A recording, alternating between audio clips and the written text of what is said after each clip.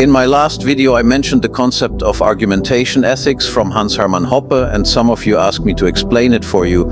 Argumentation ethics aims to prove the NAP's truth by pointing out that you demonstrate a preference for a conflict-free way of interacting. There are many different variants for argumentation ethics, but I will give you the brief Schabernack version of it. The preliminary claim J says the only way to derive an effective true claim is by justification. Meaning, if somebody claims something like the earth is a Swiss cheese without any justification, it should be treated as effectively false.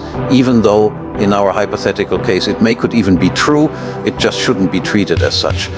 The P-claim establishes that to justify one such proposition, one must engage in an argument. This argument is a peaceful logical exchange of ideas with the goal of establishing an objective truth.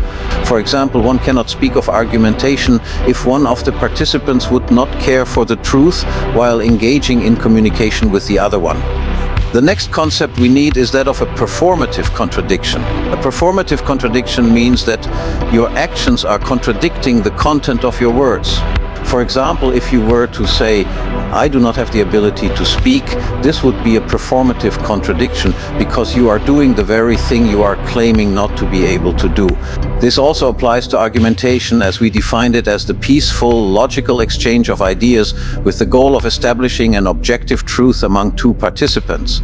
If those core principles are ignored, one finds themselves in a logical contradiction while arguing for them, so we know contradictions are false.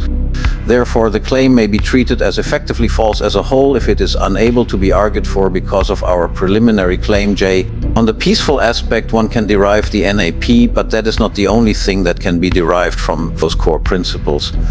Another thing that can be derived is the idea that one has ownership of their own body, since argumentation requires that, otherwise one would not be arguing. Additionally, you can derive much more if you include the Kantian principles, such as the categorical imperative, but that would exceed the scope of this video, and I have my own objections to that.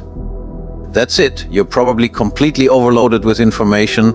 I can assure you it's normal. You need time to process such information. If you want more information, you can watch the video here. Remember, stay safe, have a good day, and equality is a scam.